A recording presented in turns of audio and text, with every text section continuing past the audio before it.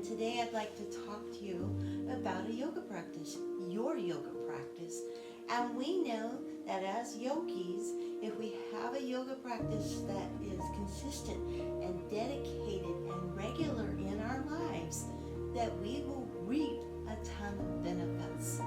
We will also grow as yogis too. And one of my instructors is known for saying that if you have 3 yoga practices under your belt, then you're a yogi. So I'm going to say that all of you guys are yogis. Now, as yogis, when we have a consistent and regular yoga practice, we know those benefits as a better sense of wellness. And it also, our yoga practice complements all the other aspects of our lives. For instance, if you're into any kind of sports or outdoor activity, a regular yoga practice will help you do it better. If you like to sleep, which I'm pretty sure all of us do, a regular yoga practice will help us sleep more soundly. And I can certainly go on and on about the benefits of a regular, consistent, and dedicated yoga practice, but that is not the point of what I'm getting to. What I'd like to talk to you is that we all know this. We're creatures of habits. I'm a creature of habit. We like certain things in our life, and we like to do them how we like to do them. For instance, when it comes to yoga, we like to practice at a certain place, the yoga studio. We like to take certain classes. We like to take it with certain teachers. And we certainly like to use certain yoga props. We're creatures of habit. Those are the things that we like. I get it. I'm one of them too. But let's say that you cannot come to the yoga studio for whatever reason that might be. Well, let me tell you about obstacles towards your yoga practice. And we call these kleshas. And obstacles towards your yoga practice might be ignorance. You just don't know what to do or how to get started. I get it. Egoism. Maybe your yoga practice is not important, or there's other things that constantly get in the way. It's not a priority. Attachment, again, to the studio, to certain classes, to certain teachers, to certain props. I get it. There's attachments. Aversions. If we practice at home, we won't like it. It won't be as good. Or fear that it's not going to happen. It's not going to be good. Attach fear to anything. Hey, those are obstacles towards your practice. Now, one thing I'd like to talk to you about to practice is if you go online, because you're at home, and you're thinking, I can't practice yoga. If you go online, there's a ton of resources in the form of videos and live streaming. You can find yoga online. You can find 18th Element Yoga live streaming classes online too. You can buy DVD videos and practice that way. You can look in books. You can even design your own practice, and maybe that's where that aversion that you won't like it or that fear comes into play. And here's a word of advice that I have for you. Fake it till you make it. You're still practicing. And whether your practice is an hour or 20 minutes, it doesn't matter. The fact is you did practice. Now, what I'd like to focus on is what you have as far as tools or yoga props. And maybe you don't have all the fancy tools that you'll find at the yoga studio.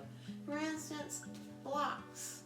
Now, at 18th Element Yoga, we use blocks, but we also use yoga eggs. Perhaps you don't have these at home. No worries. If you get a little creative, you can find things that substitute for props at your home. So let's get rid of these props because you don't have them. But what you might have is a big fat book. This can be used, and maybe stack 1 or 2 extra books on top of it. Perhaps you have a nice sturdy bowl you can put your body weight on. Those will work as props in the form of blocks and eggs. Straps.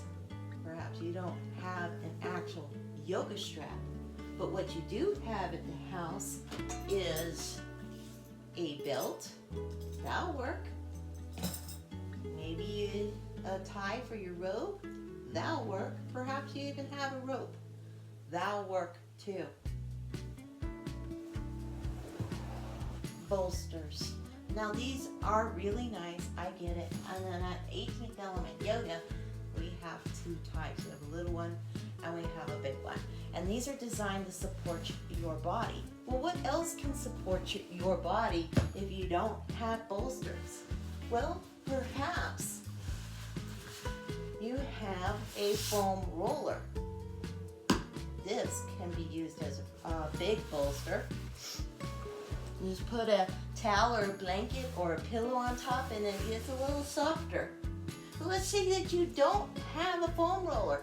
What you do have is pillows. Stack a pillow or two on top of them, and these can be used to prop up your body. So I'm pretty sure you all have pillows in your house. Blankets.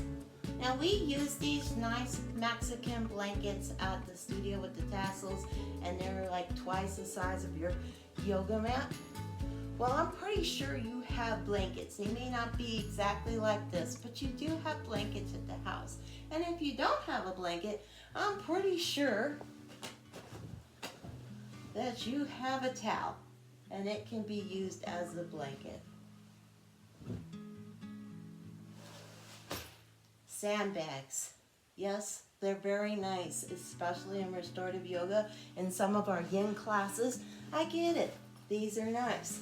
If you don't have a sandbag at home, you just might have a bag of beans or rice that you can use.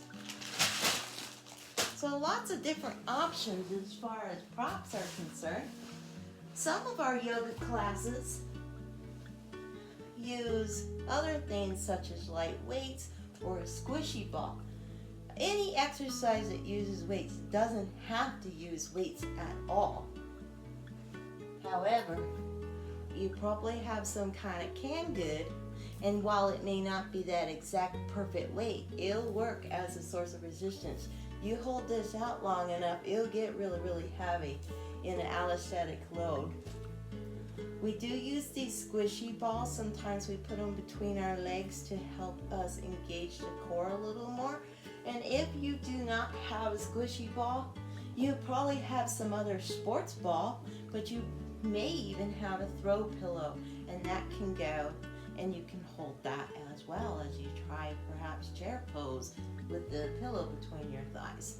We also sometimes use the ball behind our low back, and if that is the case for the low back, here's what this can do. It can get squished up there and be a support for the low back too. So lots of different options.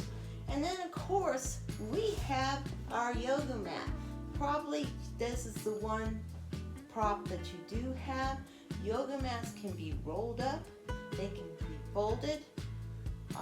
So you can fold it in half in multiple folds, and it can lift you up, sit on top of it to help you with your stretches.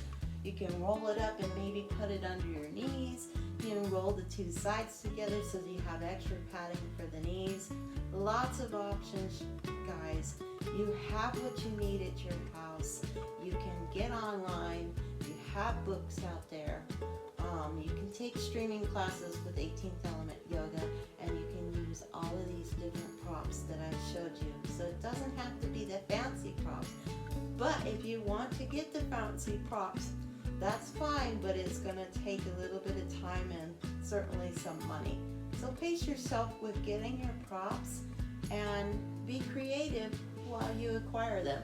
And with that being said, I will see you in class, online in our streaming classes, or at the studio, and then have you check in with us. Because a little bit plus often, as far as our yoga practice is concerned, will reap a ton of benefits.